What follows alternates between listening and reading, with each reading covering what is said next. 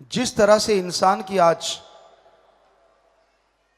इंसानियत से खिलवाड़ हो रहा है, बस भगवान से यही प्रार्थना करते हैं, भगवान सद्बुद्धि बख्शे, नेक अकल बख्शे, इंसान को ऐसी शक्ति दे कि इंसानियत बुलंदियों पे पहुंचे और शैतानियत रस्ताल में जा मिले।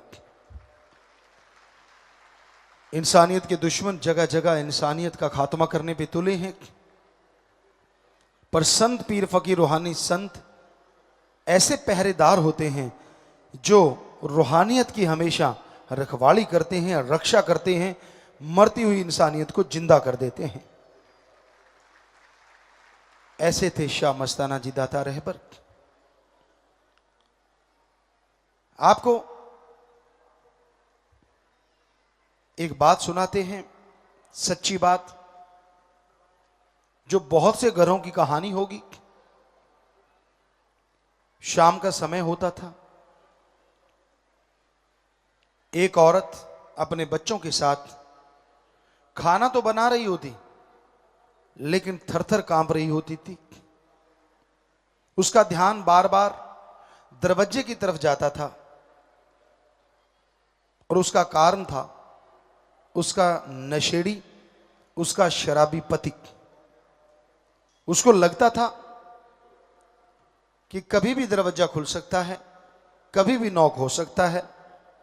अगर एक बार खटखटाने से नहीं खोला तो फिर क्या होगा।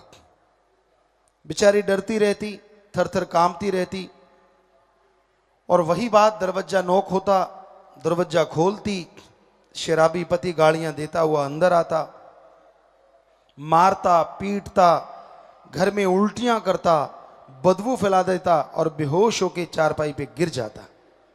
सारा घर नरक में बदबू से भर जाता। वो औरत साफ करती, आंसू खून के रोती, तड़पती, ईश्वर से प्रार्थना करती, क्या मेरी सारी जिंदगी यूं ही नरक में बीतेगी? क्या मेरे बच्चों को यही संस्कार मिलेंगे? फिर एक समय आया, औरत अपने बच्चों के साथ फिर खाना बना रही। अब भी वो उड़ीक रही है दरवाजे की तरफ, बड़ी उतावली है, कब दरवाजा नॉक हो, कब दरवाजा नॉक हो। दरवाजा खटखटाते हैं, दरवाजा खुलता है, सामने उसका वही पति खड़ा है और उसे बताता है कि आज राम नाम से मैंने इतने लोगों को जोड़ा, इतनी बुराइयों को छुड़वाया, आज मैं ईश्वर की भक्ति करता हुआ घर आया, एक्सीडेंट से बच गया। वही घर जो नरक में बना होता था, आज वो स्वर्ग निज धाम सचखंड लोक बन गया।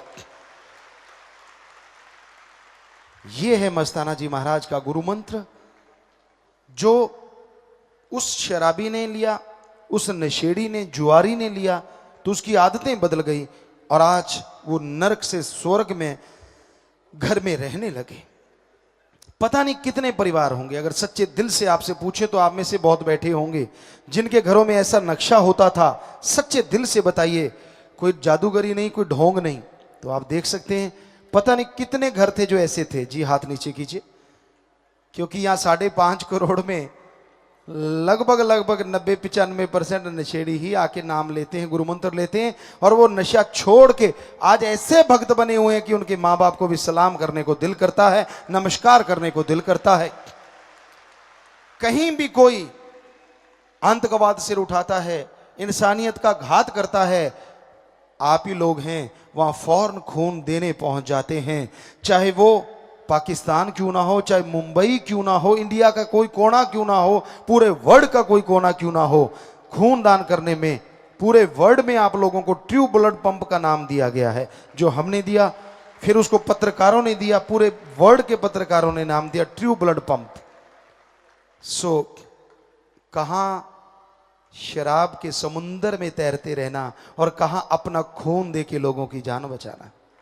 जमीन आसमान का फर्क पड़ा तो राम नाम से, जो साईं जी ने हमें सिखाया, जिस रास्ते पे चलना सिखाया, वो रास्ता निज धाम को जाता है, वो रास्ता खुशियों की तरफ जाता है। तो मुर्शिद कामिल के ऐसे रास्ते को, ऐसी राह को जिसने भी अपनाया है, जो भी इस पे चल के आया है, उसे तमाम खुशियां मिली। दिया में रहमत से वो उसके काबिल बन गया। जी तो एक बार ये आजा भाई, आजा तू, आजा पहले, आजा आजा, कुछ नहीं होता ये तो ये वहां भी दांव तका रहा था कि क्या मुझे मिलेगा प्रसाद।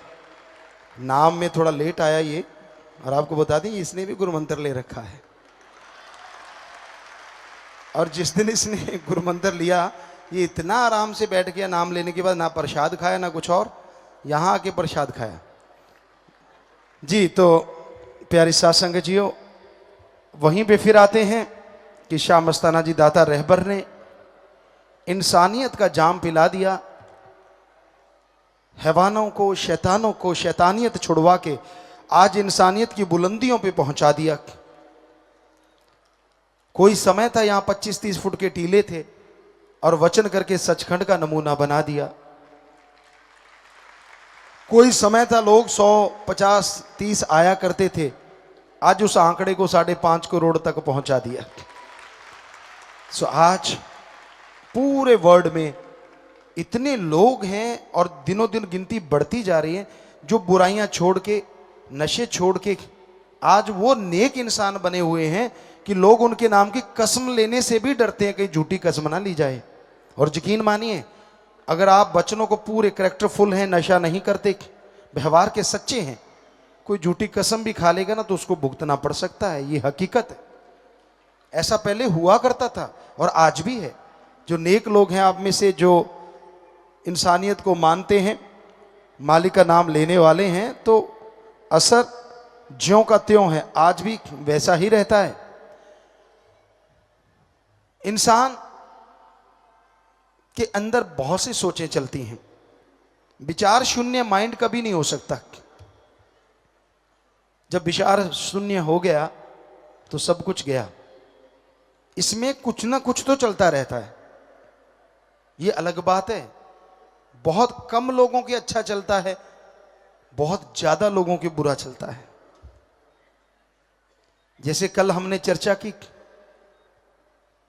कि बहुत ज्यादा लोग हैं जो दूसरे के बंगले बगीचे देख के जलते हैं, दुखी हैं कि मेरे पड़ोसी को कार क्यों मिल गई, दुखी हैं कि मेरा छोटा सा घर है और इसके कई मंजिला मकान क्यों बन गया। यानी लोग दूसरों के सुख से ज्यादा दुखी हैं, अपने दुख से कम दुखी हैं। आज के दौर में, आज के समय में इतने खुदगर्ज हैं, इतने स्वार्थी हैं। कहते हैं ना, स्वार्थ पड़ने पे गधे को बाप कह देते हैं, इसमें कोई दो राय नहीं। और स्वार्थ ना हो तो अपने बाप को बाप नहीं कहते। इसका कई बार आपको उदाहरण दिया, आज भी याद आ गया। जब हम पढ़ा करते थे उस समय हमारे साथ एक साथी थे, गरीब घर से थे, कोई हर्ज नहीं, घर अलग अलग होते ही हैं, लेकिन वो हमेशा ये साबित करते, हम खेलने जाते थे, वो पढ़ा करते थे। कॉलेज की बात, हम तो स्कूल तक पढ़े, तो वैसे साथी थे। और वो कहा करते कि नहीं, मेरा हाई स्टैंडर्ड है, मैं ये हूं, मैं वो हूं। तो उनके एक बार पिताजी आए, धोती पहनी हुई थी। यार दोस्तों ने पूछा, यार ये कौन है? क्या लगा, ये हमारे घर में नौकर है। नौकर है? क्या देने आया है? कहते मेरे पिताजी ने पैसे भेजे हैं, वो देने आया है। हमें पता था, हम बाई चांस टूर्नामेंट वहां खेलने गए थे, तो हमने कहा यार ये तूने क्या बोला? कहता यार मेरा स्टैंडर्ड बना हुआ है, अब किसी को क्या पता ये मेरा बाप है। पर हमने कहा तेरे को कोई इंसानियत नहीं, पैसे ले लिए, उसी बाप के धोती ने कमाए हैं, उसी बाप के कुर्ते ने कमाए हैं, उसी बाप के गरीबी में से उसने अपना हृदय काट के तेरे लिए पैसे लेके आया है, और उसी बाप को तूने नौकर बना दिया। लान तेरे पे। थोड़ा शर्माया, कहता यार कुछ भी कहो, अब स्टैंडर्ड थोड़ा ही गिराना है खुद का। अगर सारे हंसते यार धोती वाला इसका बाप है, तो हमने कहा अगर तू कोई और मौका आया तो पैंट वाले को बाप बना लेगा। तो चुप हो गया, कोई पता नहीं यहां कौन किसको बाप बना ले। सच है, वो जमाने गए जब कोई बाप की गाली देने से डरते थे। आज वाला तो कहेगा यार करोड़पति है, क्या हर्ज है अगर बाप कह देंगे, जन्मा है जिसने जन्मा है, कहने में क्या हर्ज है अगर 2-4 लाख मिलता है तो। ये ऐसा युग है, ऐसा टाइम है। तो भाई इस खुद गर्जी के जमाने में कोई होगा जो नेकी भलाई पे चलता है, कोई होगा जो किए हुए परोपकारों को नहीं भूलता। यहां लोग 100 में से 99 काम किए उनको भुला देते हैं, एक काम नहीं हुआ उसका उलाहना भगवान को बार बार देते रहते हैं। कितना इंसान का मालिक करता है जो उसकी भक्ति करता है, इबादत करता है। 3rd स्टेज तक के कैंसर, नशों में डूबती हुई जिंदगी नैया को उन्होंने बचाया। पता नहीं क्या से क्या कर दिया, लेकिन सुई वहीं की वहीं।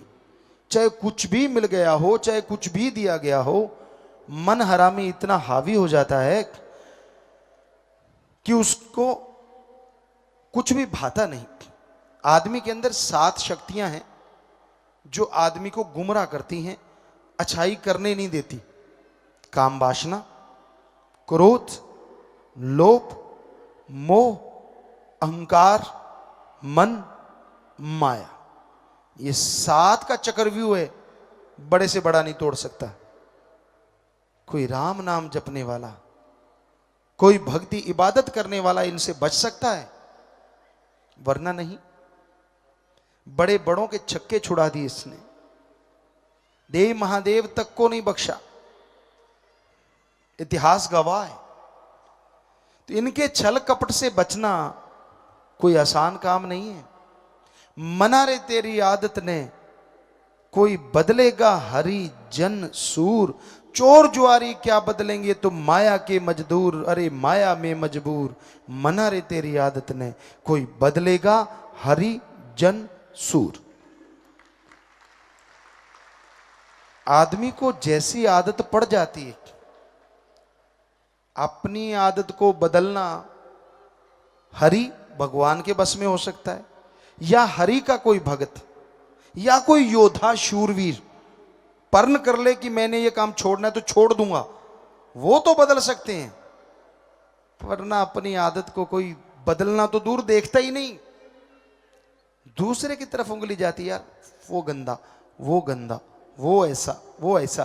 पर भूल जाता है कि 3 उंगलियां तेरे खुद की तरफ हैं, कि तू कैसा, एक दूसरे की तरफ, 3 तेरी तरफ। कभी अपने बारे में भी सोच लिया कर।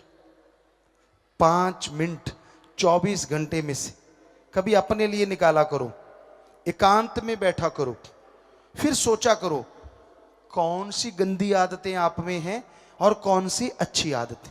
यकीन मानिए वो 5 मिनट अगर आप सोचें और उसके बाद भक्ति करें तो आप अपनी गंदी आदतें छोड़ सकते हैं। पर आपके पास तो फुर्सत नहीं है। दूसरों की ऐब, दूसरों के गुनाह, दूसरों की गलतियां निकालने में आप माहिर हैं। खुद की बात आए तो तिल मिला जाते हैं। कोई यार दोस्त भी आपके अवगुण को बता दे तो आपकी गड़बड़ी हो जाती है।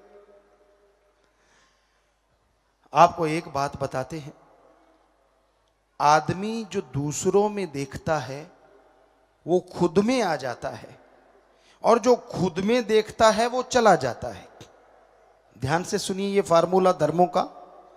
जो दूसरों में देखता है गुण अवगुण, वो खुद के अंदर आ जाता है, और जो खुद में देखता है गुण अवगुण, वो चला जाता है। तो आप तो अपने अंदर यही देखते हो, मैं गुणवान, मैं ये, मैं वो, मैं फलां, तो वो चला जाता है। और दूसरों में देखते हो अवगुण, ये चुगलखोर, ये निंदा करने वाला, ये जुआरी, ये शराबी, ये फलां, ये गंदा, वो फलां। तो इसलिए धर्मों में लिखा है दूसरों में देखना है तो गुण देखो और खुद के अवगुण देखो, ताकि खुद के देखी चीज अवगुण निकल जाएं और दूसरों के गुण आपके अंदर आ जाएं, आप गुणवान बन जाएं। तो ऐसी दृष्टि बना लीजिए, 1000 गुना करने वाले में भी कोई ना कोई गुण जरूर होगा। वो आपने ले लिया तो आप गुणवान बन गए, और 5 मिनट में अपने अवगुण सोचे और वो निकल जाएंगे। तो सोचा कीजिए ऐसा करने से आप बहुत ही नेक इंसान बन सकते हैं। आपका व्यक्तित्व निखर सकता है। समाज में उन्हीं की इज्जत होती है जो गुणवान होते हैं। ईश्वर की दरगाह में उन्हें ही कृपा दृष्टि दया में रहमत मिलती है जो गुणवान नेक होते हैं। भगवान पैसे से नहीं मिलता, भगवान कपड़ों के रंग बदलने से नहीं मिलता, भगवान सिर में पानी डलवाने से नहीं मिलता। ऐसे मिलता तो मेंढक मछलियां कब के भगवान के पास होते। जंगल में जाने से भगवान मिलता तो जंगली जानवर भगवान के आगे बैठे होते। अरे उजाड़ों में रहने से भगवान मिलता तो उल्लू महोदय कब के मालिक के पास होते। ऐसे नहीं मिलता। मिलता है वो घर गृहस्थ में रहते, मिलता है वो ब्रह्मचार्य में, लेकिन मिलता उनको है जिनके दिलो दिमाग की भावना साफ होती है, चाहे वो राजा है चाहे वो रंक है।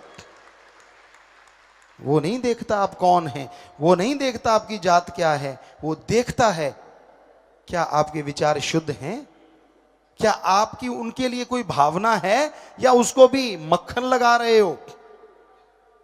1000 की ठगी मार के 100 उसे चढ़ा रहे हो और खुद के 901 नंबर के बता रहे हो। ये भूल जाते हो कि आपके जैसा ही कोई उसे उठा के खाए जा रहा है। आप चढ़ाए जा रहे हैं, वो खाए जा रहा है, ठगी मारे जा रहे हैं और वो नजारे लूट रहा है। हम हिमाचल में गए, देवभूमि, वहां एक सज्जन मिले, हमने सत्संग किया। ऐसे ही बोले कि भगवान पैसा नहीं लेता, संत पैसा नहीं लेता। बड़ा खुश हुआ वो, हमें मिलना। कहते गुरुजी बात करनी है। हमने कीजिए। कहते मैं इधर का हेड हूं। हमने कहा ठीक है। कहने लगा गुरुजी अगर कोई 100 या सैकड़ों या 1000 रुपया चढ़ाता है तो हम कहते हैं ये हजारों वाला है। हजारों चढ़ाता है तो हम कहते हैं ये लाख वाला है। अब लाखों चढ़ाता है तो हम कहते हैं करोड़ वाला है, और करोड़ चढ़ाता है तो हम कहते हैं करोड़ों वाला है। हमने कहा यार ये तेरा बाड़ा क्या है। कहता गुरुजी अगर कोई सैकड़ों चढ़ाता है तो हम कहते हैं ये 1000 वाला ठग है। 1000 कमाए होंगे ठगी से तभी हमें 100 देने आया है। लाख चढ़ाता है हम कहते लाखों वाला ठग है, तभी हमें लाख देने आया अगर लाखों कमाए। करोड़ चाहता है तो हम कहते हैं अरबों वाला ठग है जो हमें करोड़ देने आया है। सब जानते हैं, कोई यहां भूला नहीं। आप हैं क्या, क्यों भूल जाते हैं आप। ये कपड़ा जो हम पहनते हैं कितनी जगह सिलाई की गई, और आपको पता है कितने लोगों का हाथ लगा इस पे। हमें पता है, हम किसान भी रहे, हर चीज में खुद करते रहे। सबसे पहले धरती को संवारा जाता है, फिर उसको पानी दिया जाता है, खाद वगैरह गोबर का गांव में लोग डालते हैं वो डाला जाता है, फिर बीज बोया जाता है, फिर उस पे पौधा बनता है, घास फूस निकाला जाता है, फिर पौधे पे फ्रूट वो फल आता है, फिर उस पे कपास आती है, फिर उसको चुना जाता है, फैक्ट्रियों में जाता है, बीज अलग रुई अलग, फिर धागा फैक्ट्री में जाता है, धागा बनता है, फिर कपड़ा फैक्ट्री में जाता है, डिजाइनर डिजाइन करते हैं, बहुत बड़ी मशीनें, कपड़ा बनाया जाता है, फिर बड़े शाहूकार लाते हैं, फिर कोई दुकानदार लाता है, फिर हम लाते हैं, फिर हम टेलर मास्टर को नाप देते हैं, फिर ये कपड़ा बनता है और हम पहनते हैं तो शरीर पे आता है। लाखों लोगों का हाथ लगा, फिर ये कपड़ा तैयार हुआ। और दूसरी तरफ भगवान ने हमारे ऊपर ऐसी चमड़ी चढ़ाई है, एक भी टंका दिखा दो अगर लगा हुआ है तो। और क्या फिटिंग है, गजब की फिटिंग है। इतना फ्लेक्सिबल है हमारा कपड़ा। वैसे आपको करना नहीं चाहिए, आप इतनी तोंद बढ़ा लो तो बढ़ जाता है, साथ ही उसको वापस कर लो साथ ही आ जाता है ना कमाल का कपड़ा। और आप बड़ा तो फट जाएगा, एक बार टाइट पहना और ये तोंद बढ़ाई आएगा ही नहीं, यहीं अटक जाएगा, इतना सही रह जाएगा, खींचो या तो चर्र हो जाएगा तो या फिर फर, है ना। ऐसा कपड़ा तो है ही नहीं ना कि जो ऐसे के भी आए और ऐसे के भी आए। है ये चर्बी, हमने कईयों को देखा है, पहले ऐसे होते थे और आज ऐसे हैं, पहले ऐसे होते थे और आज ऐसे हैं। चमड़ी तो वही है, उन्होंने चमड़ी चेंज तो की नहीं। तो क्या आप ईश्वर का चमत्कार नहीं मानते इसे? क्या ये नहीं मानते कि वो ये कर सकता है तो क्या कागज का टुकड़ा रुपया नहीं बना सकता वो? जरा सोचिए, कभी तो दिमाग लगाया करो। अरे वो कुदरत का कादिर, इतने चमत्कार हैं। आप बाहर निकलो, हर पेड़ को देखो, खुशबू अलग, पत्ते अलग, डिजाइन अलग, दो भाइयों के हाथों के निशान अलग। आपने बनाए हैं, किसी आदमी ने बनाए हैं? अगर आदमी कहता तो ये नेचुरली होता तो 4-5 के बना के दिखाए, इतने अरबों के बना के दिखाए। तो इसी को कहते हैं कुदरत का खातिर। सो उस मालिक का शुक्राना किया करो। जो मालिक का शुक्राना करते हैं, मालिक उनका हमेशा साथ देते हैं। और जो क्यों किंतु परंतु वाले होते हैं, वो हमेशा खाली थे, खाली हैं और खाली रहते हैं। उनके अंदर और कुछ भी नहीं आता खालीपन के सिवाय। और जो ईश्वर का हो जाता है, ईश्वर उनका हो जाता है। हर किसी का कोई ना कोई बॉस, कोई ना कोई मालिक तो होता है। आपको एक उदाहरण कई बार सुना है लास्ट में। एक फकीर जंगल में रहता था, सच्ची बात है। वो राम, अल्लाह, ईश्वर की भक्ति इबादत किया करता था। एक दिन शहर की तरफ आया, क्या देखता है, बड़े खूबसूरत फूल लगे हुए हैं, बड़े सुंदर सुंदर पेड़ हैं। शुक्राना कर रहा है, वाह अल्लाह, वाह राम, क्या कमाल कर रखा है तूने।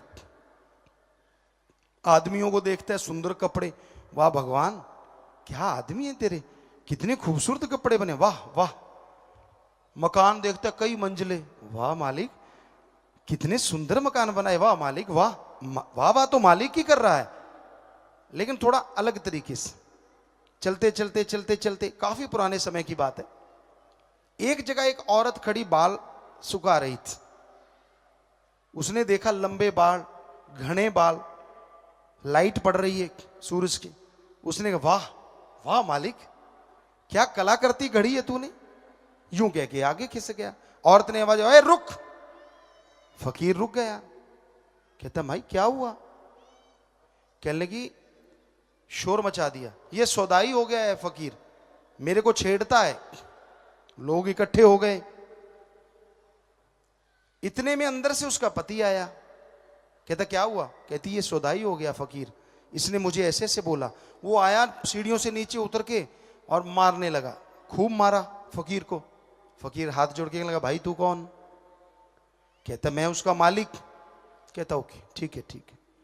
कुछ नहीं बोला फकीर, भक्ति में बस अपना खड़ा रहा। मार पीट के वो वापस गया, गाड़ी निकालते निकालते सीढ़ियां चढ़ने लगा गुस्से में। लास्ट सीढ़ी पे चढ़ा, पैर फिसला, नीचे आते गर्दन टूट गई। औरत ने फिर शोर मचा दिया, इस फकीर ने मेरे पति को मार दिया। इकट्ठ हो गया। फकीर दूर खड़ा है। कहते, यार चुपचाप, वाह मालिक, क्या तेरे खेल। लोग कहने लगे, क्या बात है बीबी। कहने लगे, इस फकीर ने मेरे पति को मारा। तो फकीर का, ना बहन ऐसा कुछ नहीं है। कहते, फिर किसने मारा। कहता, ये कौन था।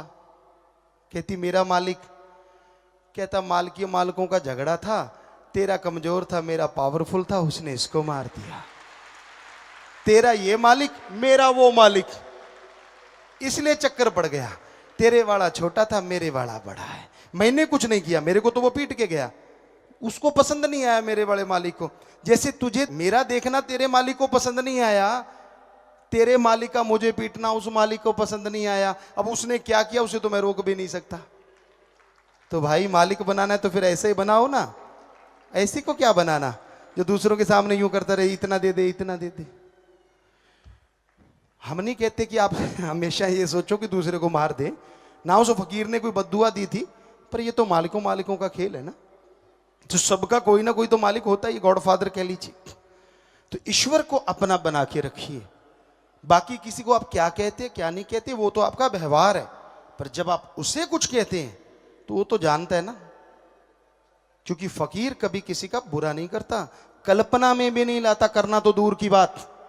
और जब आपके अंदर ऐसी चीजें चलती हैं, फिर आने वाले टाइम के लिए तैयार रहिए। फिर मत कहिए कि आपके साथ ऐसा क्यों हुआ। फकीर कभी नहीं चाहते कोई अपने कर्मों का बोझ उठाए, वो तो दुआ करते हैं, वो तो चौकीदार होते हैं, एक टीचर होते हैं, आवाज देते हैं कि भाई तू अपने बुरे कर्म मत कर, कर्म करे खोटे पड़ेंगे बड़े सोटे, किसी पूछनी नहीं तेरी बात रे, कि कर्म खोटे मत करो। जैसा बीज बोओगे वैसा काटना पड़ेगा। बबलू का पेड़ बोते हो, आंखें बंद करके हाथ मारोगे तो सूड़ें चुभ जाएंगी, आम नहीं लगेंगे वहां। इसलिए जैसे कर्म करते हो, जैसे ख्यालों के स्वामी हो, अगर बदले नहीं तो वैसा फल मिलना है। समय लग सकता है, थोड़ा पहले थोड़ा बाद में। इसलिए हमेशा अपने विचारों का शुद्धिकरण रखिए, ईश्वर की भक्ति इबादत कीजिए, ताकि बुरे कर्मों से आप बच सकें, मालिक की भक्ति इबादत कर सकें, और मालिक दया में रहमत से आपको नवाजे, खुशियों से आपको नवाजे। हमेशा हम तो यही दुआ करते हैं।